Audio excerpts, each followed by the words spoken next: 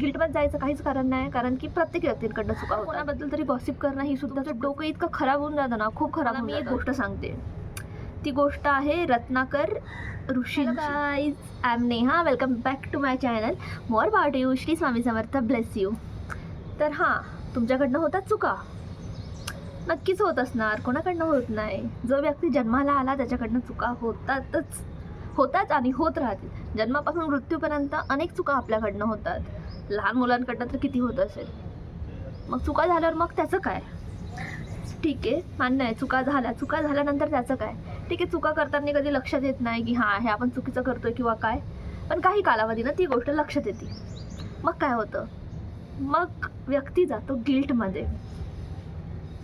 गिल्टमध्ये जातो, नंतर over thinking होते, नंतर रात्रीची झोप उठते, कोणी डिप्रेशनमध्ये जातं.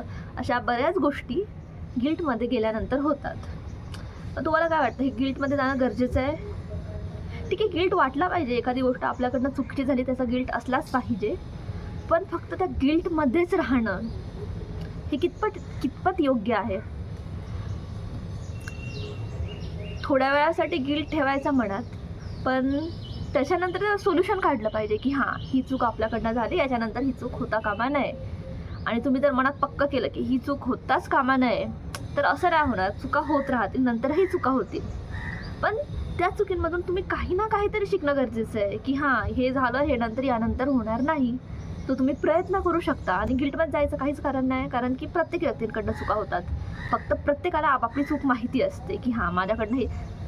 पूर्ण जगाला ती चूक माहीत नसते, ती फक्त तुमच्या मनालाच माहीत असते. आणि ठीक आहे, काही 3-4 लोकांना माहीत असेल, इट्स ओके, त्यांच्याकडनंही चुका होत असतील, झाल्या असतील, होणार असतील इन द सेन्स करत असतील. फ्युचरमध्ये जाऊन त्यांना कळेल की हां, आपणही चुकलो किंवा काय. लहान चुका असतात. आपण कोणाबद्दल तरी गॉसिप करणं ही सुद्धा चुकच आहे. कदाचित तुम्हाला ती त्यावेळी रिअलाईज होणार नाही, पण जेव्हा आपण गॉसिप करतो ना, तुमचं डोकं इतकं खराब होऊन जातं ना, खूप खराब होऊन जातं. इन द सेन्स तुम्ही गॉसिप केली की कुठेतरी सबकॉन्शियस माइंडमध्ये ती गोष्ट राहते आणि ती फ्रस्ट्रेटिंगची भावना होते. तुम्ही थकून जाता. जेव्हा तुम्ही गॉसिप करता ना, तेव्हा तुम्ही खूप थकून जाता. त्यापेक्षा प्रयत्न करा की कोणाबद्दल काही बोलू नका, गॉसिप करू नका. आणि आपण भलतीचकडे आलो, गॉसिपकडे आलो, सॉरी. आपण हे चुकांबद्दल बोलत होतो की अशा लहान चुका असतात. ते चुका झाल्या की ते डोक्यात राहतं, पण सोडून द्यायला शिका. चुका प्रत्येकाकडनंच होतात, चुका प्रत्येकाकडनंच होतात, सोडून देणं शिका. आता तुम्हाला मी एक गोष्ट सांगते, ती गोष्ट आहे रत्नाकर ऋषींची. मी एकच मिनिट. हां, तर गोष्ट आहे रत्नाकर नावांच्या एका ऋषींची. त्या ऋषीला तुम्ही देखील ओळखता. समोर स्टोरीमध्ये तुम्हाला कळेल ते ऋषी कोण आहेत.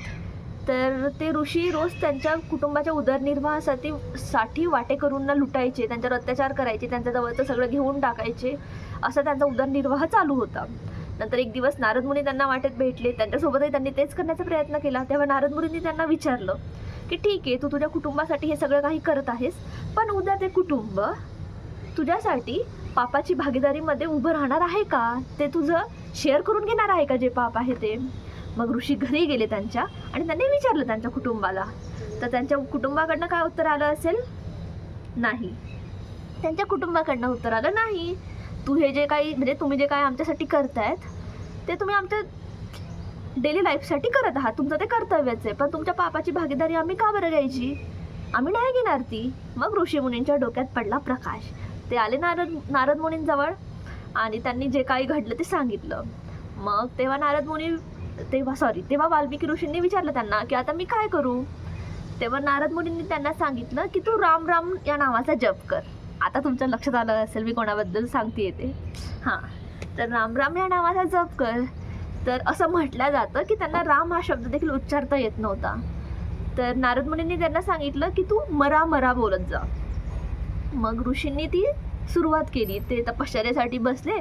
मरा कळलं, ते मराचं झालं राम असं. त्यांची खूप वर्ष तपश्चर्या चालू होती आणि त्यांच्या शरीराभोवती मुंग्यांनी वारुळ बनवलं. वारुळाला बोलतात वाल्मिक, असं मराठीमध्ये बोलल्या जातं, संस्कृतमध्ये. तर म्हणून त्यांचं नाव पडलं वाल्मिकी. त्यांच्या भोवती मुंग्यांनी वारुळ केलं. नंतर मग त्यांना श्रीरामांबद्दल कळलं आणि मग त्यांनी रामाबद्दल स्टोरी लिहिली. तर तुम्हाला या गोष्टीवरनं काय शिकायला मिळालं? याचा बोध हाच होतो की हां, चुका सगळ्यांकडनं होतात.